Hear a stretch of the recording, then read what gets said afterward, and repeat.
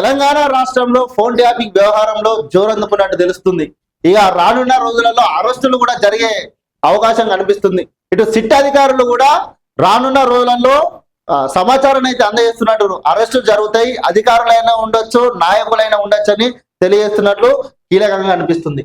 ఇగో phone tapping కేసులో మరిన్ని అరెస్టులు. బీఆర్ఎస్ పెద్దల తరపున వసూలు, సెటిల్మెంట్లకు పాల్పడిన వారి చిట్టా సిట్ చేతికి.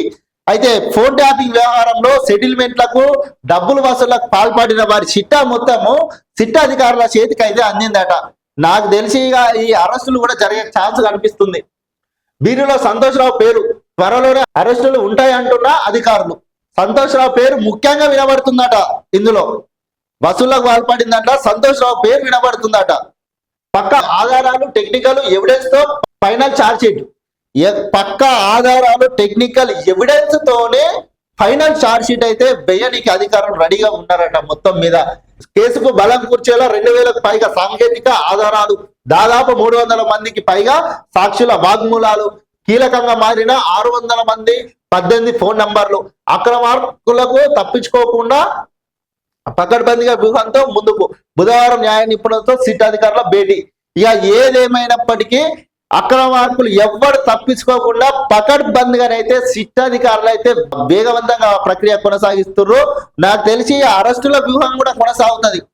ఇక అరెస్టులు ఎవడెవడు సెటిల్మెంట్లకు పాల్పడ్డాడు, ఎవడెవడు బస్సులకు పాల్పడ్డాడు అనేది ఇక న్యాయ నిపుణులతో కూడా చర్చలు జరిపిరట.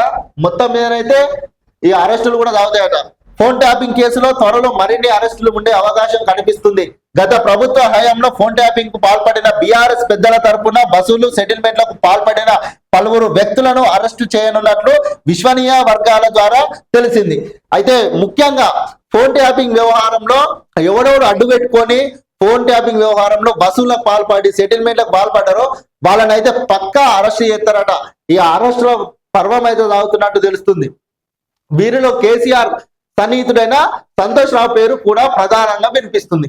ముఖ్యంగా సంతోష్ రావు పేరు అయితే ప్రధానంగా వినిపిస్తుందట.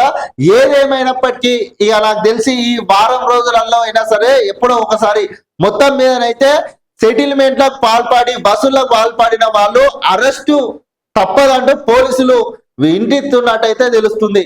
మరి ఇక ఎవడెవడు అరెస్ట్ అవుతాడు, ఎంతమందిని లోపడెత్తారు, మరి ఏం జరుగుతుందని అయితే నాకు తెలిసి ఈ 4-5 రోజులు అయితే మనం ఇక చూద్దాం మరి.